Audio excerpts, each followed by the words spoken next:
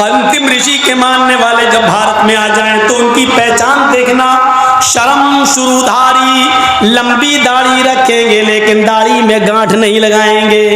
बहुत से हिंदुओं को देखा होगा आपने, दाढ़ी लंबी हो जाती गांठ लगा लेते हैं, सर मोड़ लेते हैं और उसको सुखा लेते हैं, ऐसा लगता है जैसे नारियल का गुच्छा, नारियल सूखा हुआ नारियल का गुच्छा, तो ऐसे बना लेते हैं। तो लंबी दाढ़ी रखेंगे लेकिन दाढ़ी में गांठ नहीं लगाएंगे। सदूशका, सर के अगर बाल छीलेंगे सारे के सारे, अगर सब बाल कटाएंगे छीलेंगे तो टिक्की नहीं रखेंगे। ये चोटी, हमारे हिंदू भाई बहुत से पूरे बाल काटते हैं कि इतना छोड़ देते हैं, क्या कहते हैं वो, शंकर जी की चोटी से गंगा जमुना निकली है, ये छोड़ देते हैं। तो वो लंबी दाढ़ी रखेंगे, दाढ़ी में गांठ नहीं लगाएंगे, सर के सारे बाल छिलाएंगे, चोटी नहीं रखेंगे। उच्चालापी, ऊंचे स्वर में वो जबान से बुलाएंगे, यानी मंदिरों में घंटा नहीं बजाएंगे बल्कि जबान से पुकारेंगे, अर्थात अजान देने वाले होंगे, जबान से बुलाएंगे अल्लाहु अकबर अल्लाहु अकबर, वो जबान से बुलाएंगे, उच्चालापी ऊंचे स्वर में आलाप करेंगे। लिंग छेदीन, और सब की सब खतना कराने वाले होंगे, सबके सब खतना कराने वाले होंगे। और उनकी सबसे बड़ी विशेषता ये होगी, सर्वभक्षो मतो मम्मा, वो सब कुछ खाएंगे, शाकाहारी भी होंगे मांसाहारी भी होंगे, वो सब्जी भी खाएंगे और गोश्त भी खाएंगे, लेकिन हर जानवर नहीं खाएंगे। बिना कौलन चपशबश तेशाम, उस वक्त तक वो जानवर का गोश्त नहीं खाएंगे, मीट नहीं खाएंगे, जब तक कि उस जानवर पर कौल ना पढ़ लिया जाए, मंत्र ना पढ़ लिया जाए, बिस्मिल्लाह अल्लाहु अकबर ना कह दिया जाए, उस वक्त तक उस जानवर को वो शुद्ध नहीं करेंगे, हलाल नहीं मानेंगे। वो उस जानवर का मीट खाएंगे जिसको मंत्र के जरिए शुद्ध किया गया हो, यानी बिस्मिल्लाह अल्लाहु अकबर कहकर ज़िबा किया गया हो। अब क्या रह गया है? एक दिन योगी जी मुझे अपने पास बिठा लेना, मैं हिंदी में समझा दूंगा उनको, ये मंत्र हैं। अब बताओ मुसलमान कैसे लग रहे हैं तुम्हें, अब बताओ। लेकिन योगी जी बुलाएंगे ही नहीं, उनका धर्म भ्रष्ट हो जाएगा हमसे मिलने के। ऐसे धर्मों का कोई हिसाब है जो हमसे मिलने से भ्रष्ट हो जाए? बहुत से लोगों के निकाह बड़े कमजोर होते हैं। हमारे यहाँ एक मौलवी आया, उसने कह दिया, जिसने मौलवी जर्जीस का तकरीर सुनी उसके निकाह टूट गए।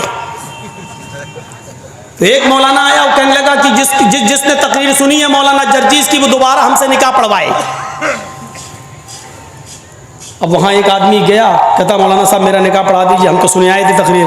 मौलाना पहले सुन लेते, बाद में कहते निकाह पढ़ाओ, अल्हम्दुलिल्लाह नामदुहु व नस्तईनुहु व नस्तगफिरुहु, पूरा निकाह कबूल किया, हाँ जा हो गया। एक सर फिरा भी पहुंच गया, कहने लगा मौलाना साहब मेरा भी निकाह टूट गया, मैं भी सुने आया था। बैठ, उसने पढ़ा दिया कि कबूल किया कहाँ? अच्छा एक बात बताओ मौलाना साहब, मैंने तकरीर तो बहुत पहले सुनी थी मौलाना जर्जीस की, 3-4 साल पहले, निकाह आपने आज पढ़ाया है, तो बीवी आज ना हलाल हुई क्या? और इससे पहले जो हम अपनी बीवी से मिल चुके और 2 बच्चे पैदा हो गए, वो बच्चे हलाल हैं कि हरामी? कमीना कहीं का, आ गया मेरा इम्तहान में, उसको भगा दिया। अरे उसका जवाब दो ना, वो बच्चे हलाल हैं कि हरामी? एक ने तो बड़ी अजीब बात कह दी, बड़ी अजीब। एक आदमी वो कहने लगा कि तुम अपनी बीवी का हलाला करो। फिर मौलाना जर्जीस की तकरीर सुन के आए, वो कहने लगा हलाला क्या होता है? कहा कि तू अपनी बीवी का निकाह एक रात के लिए किसी दूसरे मर्द के साथ कर, फिर वो तलाक देगा सुबह होकर, फिर 3-4 महीने के बाद इद्दत पूरी करने के बाद फिर तुम उससे निकाह कर लेना, तुम्हारे लिए हलाल हो जाएगी। वो कहने लगा साहब मेरी बीवी तो नहीं मानेगी, वो तो पक्की वहाबी है, अहले हदीस घर की है। अच्छा, और फिर ऐसा आदमी मिलेगा कौन मौलाना साहब? मान लो हो सकता है निकाह कर ले, कल तलाक ना दे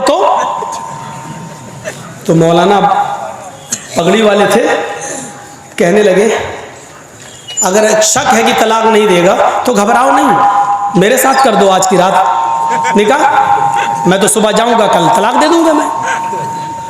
अब इसकी खोपड़ी तो भ्रष्ट थी, हाँ इनसे ज़्यादा ईमानदार कौन मिलेगा, सबके सामने वादा कर रहा है, चलो इन्हीं से कर देते निकाह। अब औरत तो भाई अहले हदीस घर में आया, कहने लगा मौलाना साहब अपनी बीवी से कि तुम्हें हलाला कराना पड़ेगा।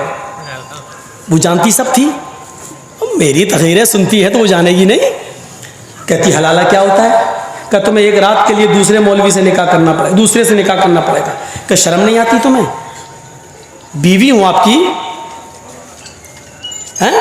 मर्द अब कब्र की मिट्टी देखना पसंद कर लूंगी, दूसरे मर्द का चेहरा नहीं, और तुम कैसे हो एक रात के लिए दूसरे के पास भेज रहे हो? कि देख निकाह तो तेरा टूट गया है, निकाह करना पड़ेगा, हमने बहुत अच्छे मौलाना ढूंढ लिए। का कौन? तो वो जो आए थे जिन्होंने बुला उनको। औरत बोली बुला उनको, मैं उनसे कुछ बात पूछूंगी। मौलाना साहब आए कि चलो देख भी लेंगे कैसी है शक्ल सूरत की, और बात भी कर लेंगे। वो सामने आके बैठ गई, खूबसूरत तो थी, मौलवी साहब का दिल ललचा ही गया था पहले से। कहने लगी मौलाना साहब प्रॉब्लम बताइए क्या है? कहीं आपके हस्बैंड ने उनकी तकरीर सुन ली, उनका निकाह टूट गया, तुम उनके निकाह में इसलिए हलाला होगा। का अच्छा हलाला क्या होता? कि तुम्हें एक रात के लिए दूसरे के साथ निकाह करना पड़ेगा। क्या उसकी तो गारंटी नहीं है कि वो आदमी तलाक दे दे? फिर क्या होगा? मेरे ये बच्चों की जिंदगी क्या होगी? इसीलिए तो मैं आया हूं तुमसे निकाह करने, मुझसे कर लो, आज की रात रखूंगा, सुबह तलाक दे दूंगा तुम्हें। कहने लगी अच्छा, शादी तो मर्जी से होती है, अगर मेरी मर्जी तुमसे ना हो तो? कि नहीं सोच लो भाई, भरोसे वाले हैं हम, कल सुबह तलाक दे देंगे। कहती है मौलवी सन, अब क्या तकरीर किसने सुनी? का तुम्हारे शौहर ने। शौहर बोला ए बदतमीजी से बात मत कर मेरे मौलाना से।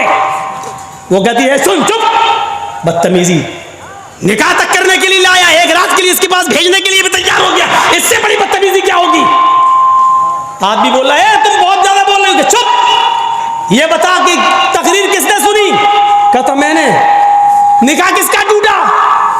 मेरा। का गलती किसकी थी? का मेरी। तो मैं क्यों हलाला करूं? तू कर हलाला, जा। आदमी कहता मैं किसके साथ करूं? का इसी साड़ के साथ कर ले जो आया हुआ है, मेरा क्यों करा रहा? मैं तो घर में बैठी थी, मैंने थोड़ी तकरीर सुनी है, तूने सुनी, तू करा हलाला। मौलवी चप्पल उठा के भागा, तीसरे दिन मैं इसके साथ करूंगा। वो भागा सीधे, कहता बड़ी खतरनाक है, और दूसरे दिन तकरीर करता है कि किसी अहले हदीस घर में शादी मत करना, उनकी बकरियां भी अहले हदीस होती हैं। ये हालात हैं, ये हालात। इन मौलवियों को शर्म नहीं आती? बाकायदा बोर्ड लगे हुए हलाला सेंटर, जिनकी औरतों को तलाक हो गई है, परेशान न हो, 20 साल से लेके 80 साल तक के मौलवी यहाँ मौजूद हैं हलाला करने के लिए। अरे उसका नाम रख दो किराए के सांड, यहाँ तैयार है। ये किराए के सांड है, इसका नाम होना चाहिए हरामा सेंटर, नाम रखा गया हलाला सेंटर। शर्म आनी चाहिए, शर्म। मेरे भाइयों, बातें जज्बाती भी हो गई, कुछ तौहीद पर हुई, कुछ रिसालत पर हुई। कल भी मेरा प्रोग्राम है, 1:30 बजने वाला है। 11:25 से मैंने बोलना शुरू किया, 11 और 1:25 हो गया। मैं अब रुखसत होता हूँ इस दुआ के साथ कि अल्लाह ताला हमारी ज़िंदगियों में इनकलाब पैदा फरमाए, कुरान की ताज़ीम करने की तौफ़ीक़ अता फरमाए, इस्लाम की इज़्ज़त करने की तौफ़ीक़ अता फरमाए, मुहम्मद रसूलुल्लाह के तरीक़े पर ज़िंदगी गुजारने की हमें तौफ़ीक़ अता फरमाए। बारिल्लाह जब तक तो हमें ज़िंदा रख, इस्लाम पर ज़िंदा रखना, हमारा जब ख़ात्मा हो तो ईमान पर हमारा ख़ात्मा फरमाना। वमा अलैना इल्लल बलागुल मुबीन व आखिरु दावाना अनिल हम्दुलिल्लाहि रब्बिल आलमीन। अस्सलामु अलैकुम व रहमतुल्लाहि व बरकातुहू।